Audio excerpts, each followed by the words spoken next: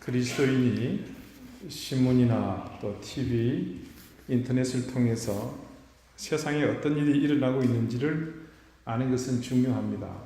그런데 그보다 더 중요한 것은 그 일들의 의미를 이해하는 것입니다. 우리가 살고 있는 이 시대에는 분명히 교회에 맞서는 심각한 위협들이 현존합니다. 그래서 교회가 조심하지 않으면 마치 옛 이스라엘처럼 하나님께서 정하신 바에 어긋나는 자신들의 판단에 근거하여 세상적인 방법을 적용함으로써 실수를 저지를 수 있습니다. 교회는 세상에서 일어나고 있는 일들을 정치적인 안목이 아니라 영적인 안목으로 해석하고 하나님께서 알려주시는 방법으로 이해해야 합니다. 지난주 말씀드린 것처럼 우리를 위협하고 심지어 몰살시킬 것처럼 보이는 일이 하나님께서 우리를 벌하시고 하나님과의 관계를 바르게 회복시키기 위한 수단으로 사용하실 수도 있습니다. 그러므로 어떤 사안이든지 섣불리 세상적인 안목으로 결론을 미리 짓는 것은 위험합니다. 그리스도인의 삶에서 일어나는 문제나 혼란은 대부분 올바른 접근 방식에 대한 이해가 부족한 데서 비롯됩니다.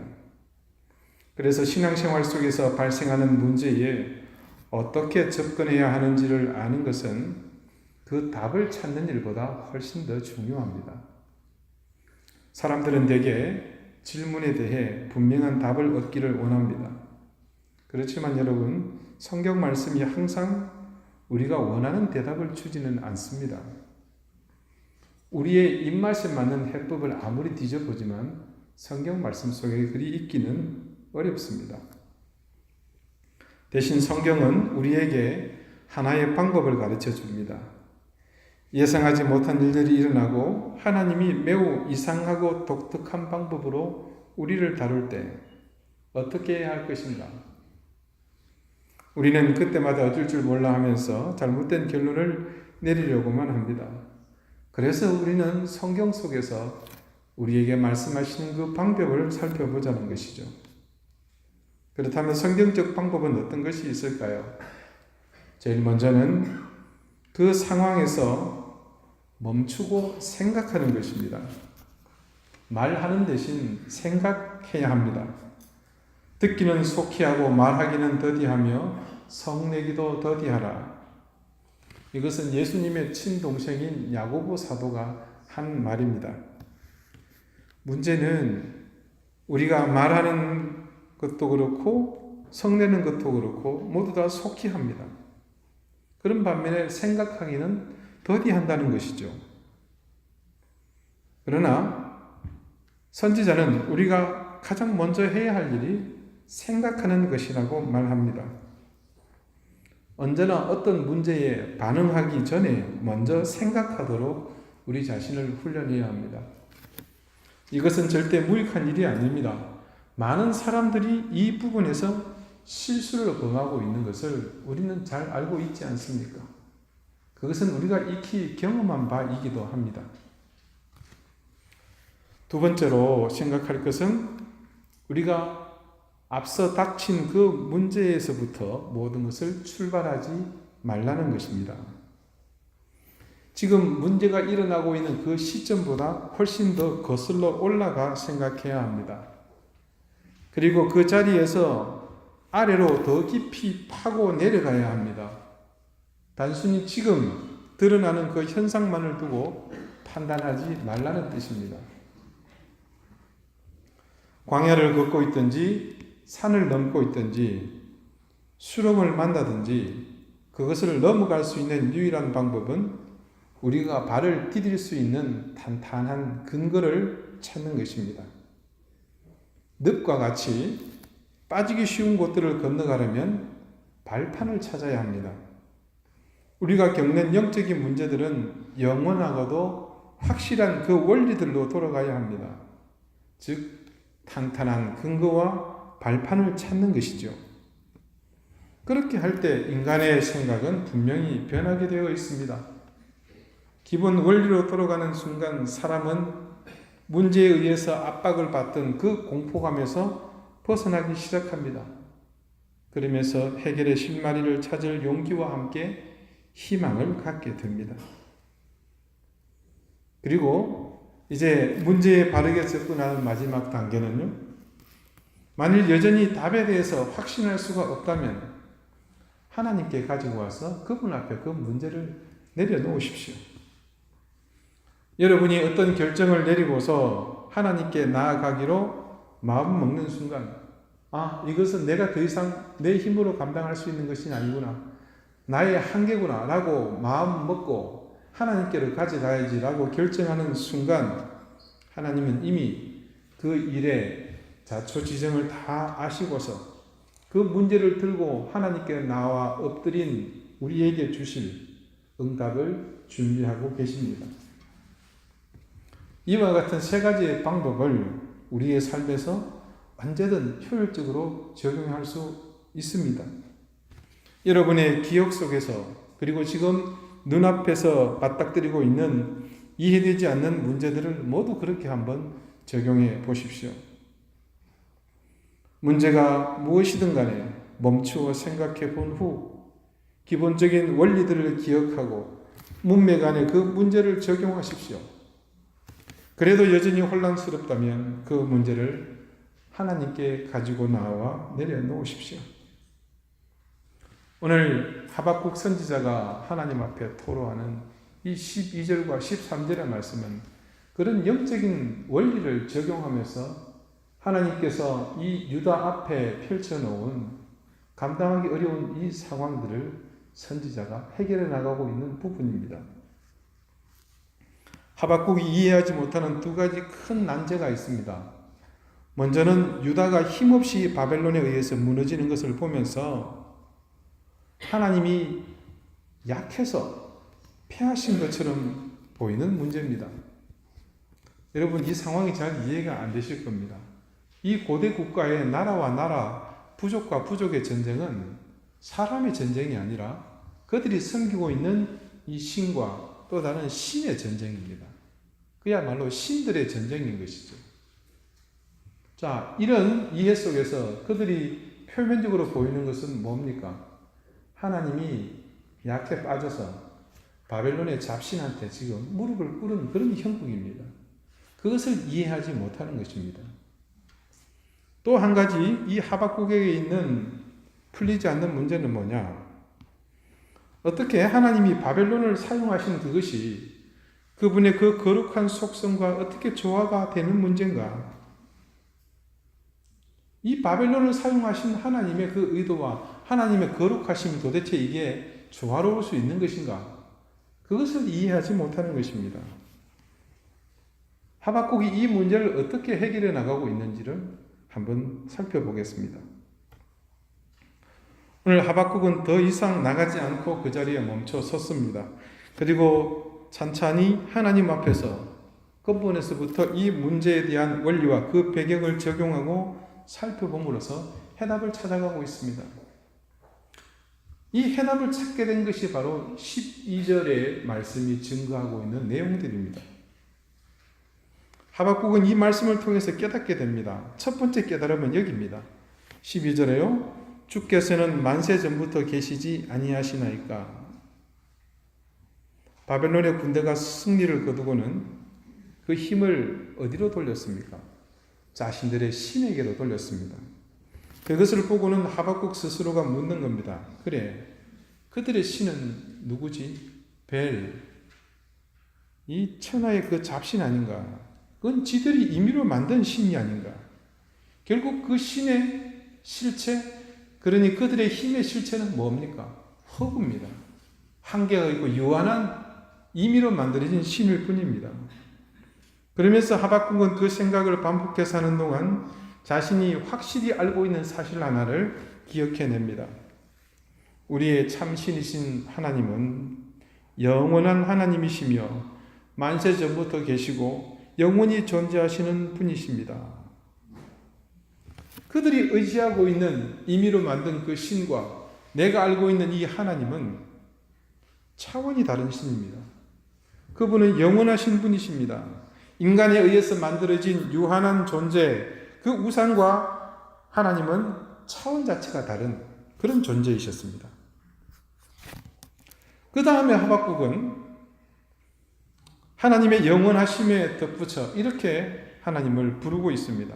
여호와 나의 하나님.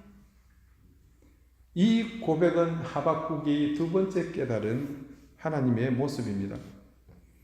여호와라는 이름은 여러분 모세를 처음 만날 때 하나님께서 나는 스스로 있는 자다라고 말씀하시면서 자신의 존재를 모세에게 보여주시며 나타내신 이름입니다. 그 이름의 뜻은 절대자이시며 스스로 존재하시는 분, 즉 자존자이십니다. 이것이 선지자 하박국이 두 번째 깨달은 중요한 이 사건에 드러나지 않은 근본이었습니다. 하나님은 그 어떤 의미에서도 이 세상의 일에 의존하지 않으십니다. 오직 그분은 스스로 존재하실 뿐입니다. 또한 하나님은 이 세상에 의존하시지 않을 뿐만 아니라 자신의 뜻이 아니라면 이 세상을 결코 창조할 필요가 없는 분입니다. 그렇게 창조하신 이 세상 위에 그분은 위대한 진리로 스스로 계실 뿐입니다. 우리가 하나님이 우리의 주님 되시며 우리의 여호와이시며 스스로 존재하는 위대한 분이시라는 사실을 이 하박국이 스스로 고백하면서 또 깨닫게 되었습니다. 세 번째 하박국은 여호와 나의 하나님, 그리고 이어서 나의 거룩한 이시여라고 하나님을 부릅니다. 이 고백 속에서 그는 하나님은 절대적으로 완전하고 의로우시며 거룩한 분이심을 또 한 번 스스로 고백하며 확신하게 됩니다. 그래, 어떻게 그런 거룩하신 하나님이 의롭지 않은 일을 행하실 수 있겠는가? 이것은 가당치 않은 일이다. 여호와여, 주께서 심판하기 위하여 그들을 두셨나이다. 그리고 그 다음 어떻게 부르고 있습니까? 반석이시여. 하박국이 확신하게 된 또 한 가지 사실은 하나님은 전능하신 하나님이라는 사실입니다. 여기서 이 반석에 해당하는 히브리어 외출은요, 다른 영어 번역본에서는 그냥 평범한 바위를 뜻하는 락으로 번역된 곳이 몇 군데가 있습니다. 그러나 훨씬 더 권위를 가지고 있는 대부분의 성경은 이것을 락이 아니라 Almighty God이라고 번역하고 있습니다. 그냥 반석이 아니라 전능하신 하나님, 이 반석이 그렇게 해석이 되어 있습니다. 히브리의 원래의 뜻이 그와 같은 의미를 담고 있습니다. 여기서 하박국은 스스로가 반석이시며 고백할 때에 그 속에서 이 전능자 Almighty God을 스스로가 깨닫고 고백하게 된 것이죠. 그리고 하박국이 마지막 한 가지 깨달은 중요한 것이 있습니다. 그것은 신실하신 하나님이십니다. 자신들의 뿌리에서부터 지금까지 함께 하신 변함없는 하나님. 여러분, 이 신실함의 뿌리가 어딘 줄 아십니까? 그것은 바로 하나님의 언약에 있습니다. 내가 너희의 하나님이 되고 너희들은 내 백성이 될 것이라는 약속입니다. 지금 이 상황을 이끌고 오신 그 하나님은 그들에게 이와 같은 약속을 주신 언약의 하나님이십니다. 하나님은 이 언약의 말씀을 주신 것으로 그치신 것이 아니라 그 말씀을 반드시 지키시는 분이십니다. 지금도 신실하게 그 언약을 자기 백성들 가운데서 지키고 계셨습니다. 하박국이 그것을 깨달았습니다. 그래서 그는 나의 하나님, 나의 거룩한 이시여라고 고백할 수 있었던 것입니다. 하박국이 지금 이 문제를 대면하고서 표면에 머물지 않고 황당한 이 사건을 이끌고 계신 하나님에 대해서 영적 원리를 두고 그 근원을 파고 들어가서는 이것이 절대적인 하나님의 인도하심임을 의심 없이 깨닫게 되었습니다. 하나님은 영원하시며 자존하시며 거룩하시고 전능하시며 신실하신 하나님이라는 사실을 깨닫게 되었습니다. 지금 말도 안 되는 이 상황 가운데 하나님은 그런 모습으로 현존하고 계셨습니다. 그래서 하박국은 바벨론에 관한 자신의 의문에 대해서 다음과 같은 답을 얻었습니다. 내가 확신하건대 하나님은 이스라엘의 유익을 위해 바벨론을 일으켜 세우신 것이다.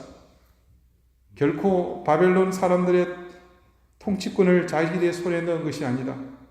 또한 하나님이 바벨론을 막을 능력이 없어서 그렇게 행하신 것도 아니다. 내가 기억하는 원리에 따르면 그런 일들은 하나님께 절대로 있을 수 없는 일이다. 하나님께서 자신의 목적을 위해 바벨론을 사용하시는 것일 뿐이다. 하나님은 자신의 뜻을 실행해 나가고 계신다. 나는 그것을 다 이해하지 못하지만 우리가 멸망하지 않을 것이라고 확신한다. 더군다나 하나님께서 연약하신 것은 절대로 아니다. 그처럼 패하신 것도 아니다. 그분은 하나님이시기 때문에 이 일들을 행하시는 것이며 그분의 위대한 마지막과 목적을 위해 이 일들을 행하시는 것이다. 12절 가운데에서 이 하박국이 고백하고 있는 그 고백의 내용이 이와 같은 것입니다. 그는 깨닫게 되었습니다. 그런데 두 번째 하박국이 가지고 있는 의문, 어떻게 이 사건들이 과연 하나님의 이 거룩한 속성과 조화를 이룰 수 있는 것일까? 이 의문에 대해서는 하박국이 아직 답을 얻지 못하고 있습니다. 그래서 12절과 달리 13절은 그 문장 자체가 강력한 의문 속에 빠져 있는 것을 보게 됩니다. 우리가 하나님의 능력을 인정하고 바벨론이 단순히 하나님의 손안에 있는 도구일 뿐이며 그들의 승리가 결코 그들의 신의 능력 덕분이 아님을 인정한다고 할지라도 우리는 거룩하신 하나님께서 어떻게 이런 일들을 허용하시는지를 여전히 물을 수밖에 없습니다. 이게 지금 이 13절 가운데 있는 하박국의 심정입니다. 이것은 하박국이 하나님에 대해서 깨닫고 그 역사 앞에서 신앙으로 모두 이해를 했다지만 그래도 마지막 도저히 스스로가 이해하지 못하는 것을 이 말씀을 통해서 토로하는 것입니다. 주께서는 눈이 정결하심으로 악을 참아보지 못하시며 패역을 참아보지 못하시거늘 하나님, 저는 확신합니다. 내가 가진 지식이 불확실하다고 할지라도 나는 하나님께서 악을 싫어하시며 참아보지 못하신다는 사실을 분명히 압니다. 하나님은 악을 증오하십니다. 정결하신 하나님 앞에서 이 세상에 어떤 악도 그 정당성을 가질 수 없습니다. 그런데 어찌하여 거짓된 자들을 방관하시며 악인이 자기보다 의로운 사람을 삼키는데도 잠잠하시나이까? 어떻게 하나님께서 저 악한 바벨론이 하나님의 백성을 멸망시키는 일을 허용하실 수 있다는 말입니까? 우리가 악한 것은 사실입니다. 하지만 바벨론 사람들은 훨씬 더 악하지 않습니까? 제가 죄인인 것을 인정합니다. 전 나쁜 놈 맞습니다. 그런데 저놈은 저보다 수백 배, 골백 배 더 나쁜 놈인데 왜 제가 저렇게 성공해서 떵떵거리면서 저기서 폼 잡고 어깨에 힘주고 저렇게 서 있는 겁니까? 나 쟤 보면 하나님 계시지 않은 것 같습니다. 하나님께서 마치 연약하셔서 패배하신 것처럼 보이는 그 첫 번째 문제에 대해서는 만족할 만한 답을 얻었습니다. 그러나 두 번째 이 문제에 대한 대답은 주어지지 않습니다. 하나님의 거룩성에 관한 문제, 이거는 정말로 어려운 문제입니다. 하박국은 앞에서 살펴본 접근 방식에 따라서 하나님에 대한 절대적인 진리를 선언하고 자신의 문제를 이 맥락에 제공했습니다. 그러나 여전히 문제에 대한 뚜렷한 대답은 찾을 수 없습니다. 도무지 하박국이 아무리 엎드려 보아도 그 대답을 알 길이 없습니다. 이럴 때는 어떻게 해야 할까요? 포기하고 서둘러 결론을 내리고 나는 이해할 수 없다? 그러므로 하나님의 의로우심에 대해서 의심해 봐야겠다. 이렇게 말해야 합니까? 절대 그럴 수 없습니다. 만일 하나님께서 주신 방법으로도 문제가 해결되지 않고 여전히 이해할 수 없다면 그때는 주저하지 말고 그 문제를 가지고 하나님께로 나가야 합니다. 이 세상의 모든 문제에 대한 유일한 대답의 길은 하나님뿐입니다. 그렇기에 그것을 가지고 하나님께로 나아가 그분 앞에 내려놓는 길 외에는 다른 대안은 없습니다. 내 아버지여, 만일 할만하시거든 이 잔을 내게서 지나가게 하옵소서. 그러나 나의 원대로 마시옵고 아버지의 원대로 하옵소서. 우리는 이 기도가 어디서 어떻게 드려진 기도인 줄을 잘 알고 있습니다. 지난 8월 말과 9월 첫 주 저는 이스라엘을 방문할 수 있는 기회가 있었습니다. 감람산 꼭대기에서부터 비탈길을 내려와서 마지막 닿은 곳은 바로 이 겟세마네가 있는 곳이었습니다. 주님께서 마지막 무릎을 꿇고 기도하시던 그곳에 저도 함께 무릎을 꿇고 아버지 앞에 그렇게 기도해 보았습니다. 제가 이스라엘에 도착해서 드린 첫 번째 기도였습니다. 무슨 기도를 드렸는지 저는 기억을 못합니다. 단지 제가 엎드렸던 것은 주님께서 그 순간 이 기도를 하시며 하나님 앞에 어떤 고뇌를 가지셨을까라는 것을 잠시 빌려보고 싶은 그런 마음 때문이었습니다. 겟세마네의 그날 밤에 지금 이런 절박한 기도를 드리는 그분 앞에 다른 대안은 없었습니다. 그리고 이 상황은 오늘 하박국이 당면하고 있는 것처럼 누구에게로부터 온 것입니까? 아버지께로부터 지금 그에게 내려와 있는 그 상황입니다. 우리는 주님이 드리시는 이 기도의 뜻을 잘 알고 있습니다. 아버지, 저는 지금 너무 고통스럽습니다. 그래서 지나가게 해주십시오. 주님은 벗어나고 싶으셨습니다. 그리고 이렇게 기도하시는 것은 지금 자신을 아버지께서 얼마든지 이 상황에서 빼내실 수 있는 분임을 알기에 더 그런 것입니다. 아버지의 전능하시면 로마를 쓸어버릴 수 있습니다. 12군단이나 되는 천사로 구성된 그 하늘의 군대가 지금이라도 즉시 내려올 수 있습니다. 그것을 아셨기에 이 기도는 더욱더 절박할 수 있습니다. 그런데 그분의 기도가 그것으로 그친 것이 아니라 다시 이어집니다. 그러나 나의 원대로 마시옵고 아버지의 원대로 하옵소서. 그러나 만일 이것이 아버지의 뜻이라면 나는 아버지의 뜻을 따르겠습니다. 주님은 말도 안 되는 도무지 이해할 수 없는 문제를 하나님께로 가지고 나아가 내려놓았습니다. 그리고 경외하는 마음으로 말합니다. 설령 예수님이 온전한 인간이 되셔서 지금 사람이기 때문에 하나님의 뜻을 완전히 이해하지 못한다고 할지라도 이 예수님의 순종은 하나님의 뜻이 언제나 옳다는 것과 거룩하신 하나님께서 잘못된 명령을 내리시지 않는다는 것을 확신하셨기에 가능한 것입니다. 믿음이 우리가 믿고 싶은 것을 믿는 것이 아님을 안다면, 그래서 마땅히 믿어야 할 것을 믿는 것이 믿음이라면 우리의 믿음은 우리 이성의 동의를 얻어야 할 것들만 있는 것이 아님을 또한 알게 됩니다. 하나님의 초월적 역사와 인도하심, 내 의지와 상관없는 상황으로의 이끄심 앞에 우리는 이 주님의 겟세마네의 기도를 생각해야 합니다. 나의 모든 감각, 내 지식, 감정, 이성과 가치관, 모든 것이 용납을 거부하는 상황이 올 때,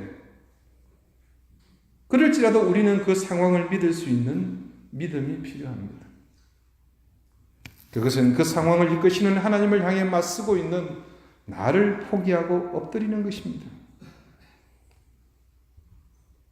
그런데요, 이런 포기와 엎드림을 우리는 별로 경험해 보지 못했습니다. 이유는 우리가 스스로 그 경험을 원치 않았던 것이고, 설사 오더라도 우리는 늘 습관적으로 그것을 피해버렸지 않습니까? 현대인의 신앙이, 더군다나 우리의 신앙이 이전과 비교해서 많이 부족하다고 느끼는 것이 바로 이 같은 상황을 대하는 우리의 태도입니다. 여러분, 지금 우리의 가장 솔직하고도 겸손한 믿음으로 일제강점기 6.25 동란과 같은 거대한 물줄기를 여러분 감당할 수 있겠습니까? 그 시대의 신앙의 선배들은 그것이 하나님의 섭리라는 것을 인정하고 포기할 줄 알았기에 그 거대한 물줄기에 자신을 던졌습니다. 절대로 하나님을 원망하거나 떠나지 않았습니다. 과연 우리는 그것이 가능하겠습니까? 자그마한 일에도 그것을 수용하지 못하고 쉽게 외면해 버리는데 말입니다. 사랑하는 여러분, 던지십시오. 그 상황을 온전히 수용하고 하나님께 내 자신을 내려놓으십시오. 하나님은 우리의 때, 우리의 상황이 아닌 하나님의 때에 하나님의 방법으로 반드시 말씀해 주실 것이며 그때에 우리의 무지함을 깨닫게 해 주실 것입니다. 지금의 상실이 결코 상실이 아니라 더 큰 채움이 있음을, 지금의 추락이 결코 추락이 아니라 분명 더 높이 날아갈 비상이 있음을 믿으십시오. 하나님은 그 어떤 상황에서도 결코 우리를 버리거나 방치하는 하나님이 아니심을 믿으십시오. 그것이 믿음이고 그것이 그 믿음에 응답하여 우리와 함께 하시는 하나님이 우리와 함께 존재하시는 방법입니다. 기도드리시겠습니다. 불가항력의 상황도 하나님이 우리에게 주시는 은혜의 순간임을 믿습니다. 나의 모든 것을 앗아가는 부당함이 있다 하더라도 하나님의 인도하심이라면 이 상실이 지금과 비교도 되지 않을 거대한 체험으로 이어질 것을 믿습니다. 영원하시며 자존하시며 거룩하시고 전능하시며 신실하신 하나님을 믿기에 우리는 모든 것을 수용하고 이해하지 못하는 이 상황을 그저 주님께 내려놓을 뿐입니다. 주여, 우리를 불쌍히 여겨 주옵소서. 예수 그리스도 이름으로 기도드리옵나이다. 아멘.